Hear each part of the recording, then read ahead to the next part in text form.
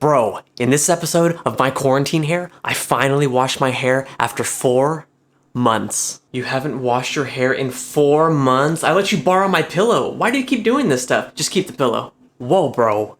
Hair produces natural oil called sebum, and shampoo is an emulsifier. Excess dirt and oil, bro. Well...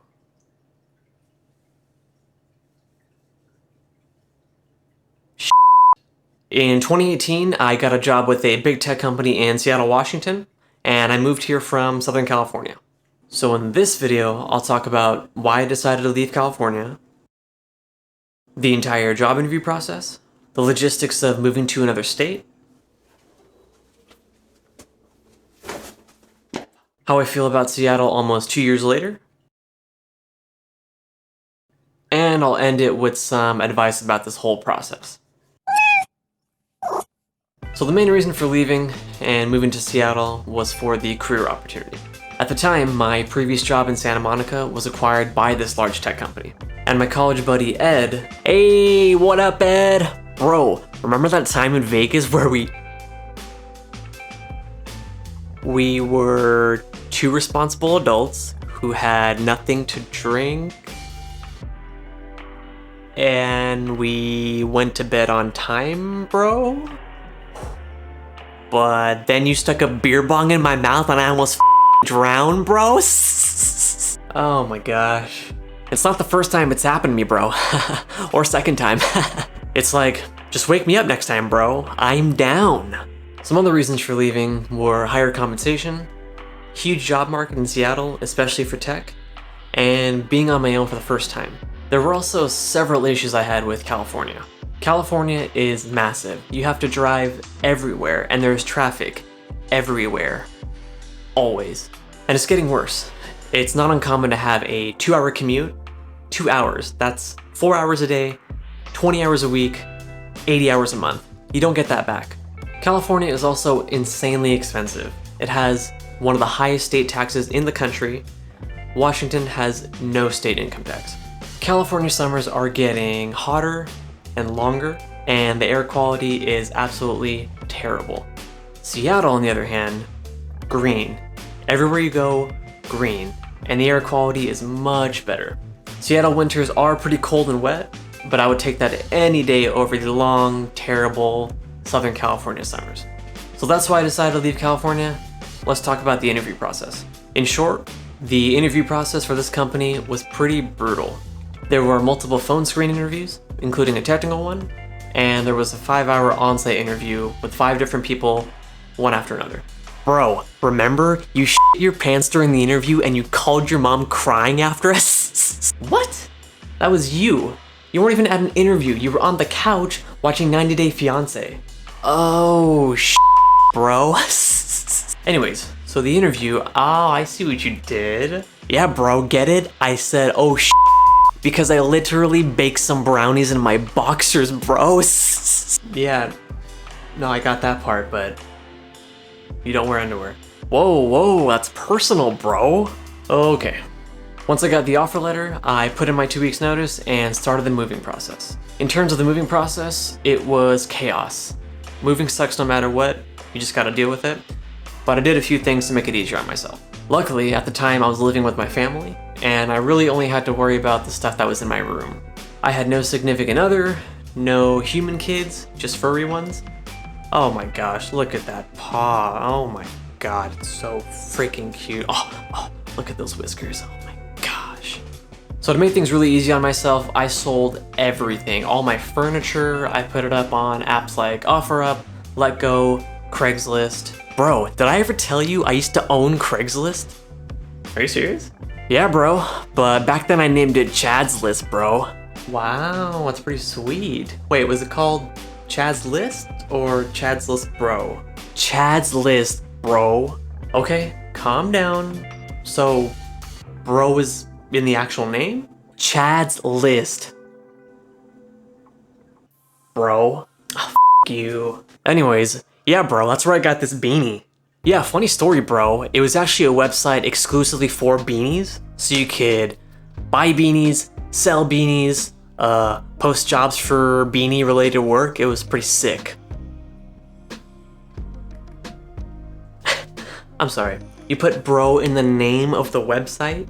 Hey bro, the old site's still up, go check it out. No, I believe you. Anyways, so yeah, moving overall was pretty... I'm sorry, I gotta check this out, just...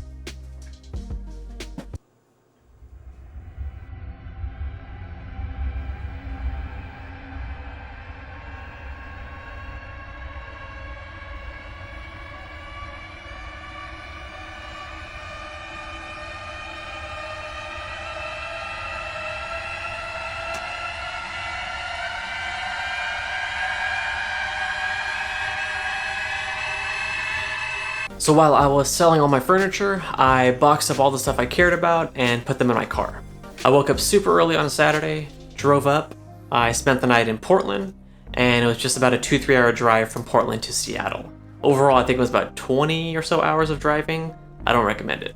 I couldn't take my kids up with me because I was going to be staying at an Airbnb.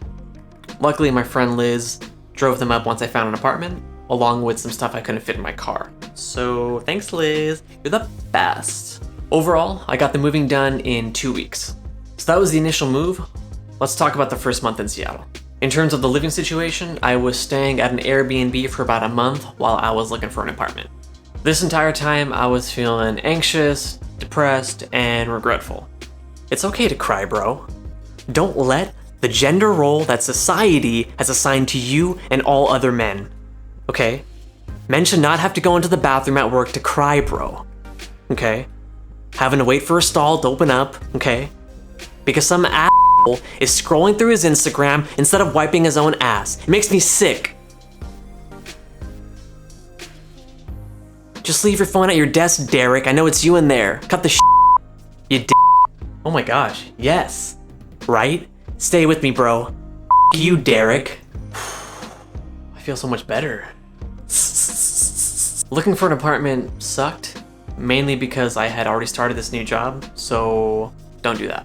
But after about a month, I found an apartment in Capitol Hill. Capitol Hill is a little more expensive, but it's really close to my work. You can walk to everything, like grocery stores, restaurants, doctor, dentist, everything. And it's just a really good way to experience the city. So in terms of paperwork, all I did was let the California DMV know I moved. I forwarded my mail and applied for a driver's license for Washington. So, everything I just talked about was 2 years ago, about. Let's talk about how I feel about Seattle almost 2 years later. Overall, I love Seattle. It is awesome. I love my job. I highly recommend it. Everything is just much closer together. Unlike California, everything is completely spread apart and you have to drive long distances to go anywhere. Luckily, where I live, like I said, I can walk to most places I want to go to, so that's a big plus. Even if you can't walk to the places you want to go to, the public transportation is awesome, and if you do need to drive, the distances are much shorter. Another really cool thing is if you drive 3 hours north, you're in Canada. If you drive 3 hours south, you're in Portland. Like I mentioned earlier, Washington has no state income tax, unlike California, which has one of the highest income taxes in the country. Besides that, I've made a lot of new friends, and people are always excited to come up and visit Seattle. So the last thing I want to talk about is just some advice I have for anyone that wants to move up to Seattle. But first, quick question of the video. Do you plan on or have thought about moving to another state or country? If so, where and why? Just drop a comment below.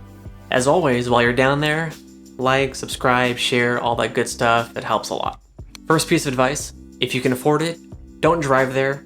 Just ship your car or sell it. Especially if you're living within the city, you most likely do not need a car, so just sell it.